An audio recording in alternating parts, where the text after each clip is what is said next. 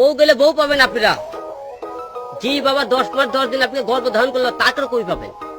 দর্শক, এই হিরো আলম বছরের অনেকটা সময় ট্রেন্ডিং এ থাকে।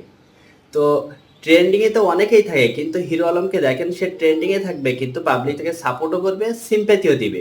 মানে এমন একটা সিচুয়েশন ক্রিয়েট করবে, এই যে দেখেন নির্বাচন করলো এমন একটা সিচুয়েশনে যেখানে পাবলিক তাকে সাপোর্ট দিতে বাধ্য। ইভেন সাংবাদিকরা তার পিছন পিছন ছুটছে, ইভেন বড় বড় চ্যানেলগুলোতেও হিরো আলমকে নিয়ে সংবাদ প্রচার করছে। তো নতুন একটা ভণ্ডামি শুরু করছে যে বউ গেলে বউ পাবো, কিন্তু বাবা গেলে তো বাবা পাবো না। মানে খুবই সিরিয়াস সে, বুঝছেন? মানে এতটাই বেশি সিরিয়াস যে বাবার গর্ভে সে 10 মাস 10 দিন ছিল, বুঝছেন?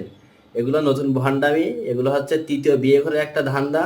মানে গ্রামে স্ত্রী সন্তান থাকার পরেও ঢাকায় এসে টাকা হয়েছে, 2টা বিয়ে করে ফেলছে, আরেকটা বিয়ে করার চিন্তা ভাবনা করছে, মানে চতুর্থ বিয়ে হবে তার। তো এটাই হচ্ছে হিরো আলম।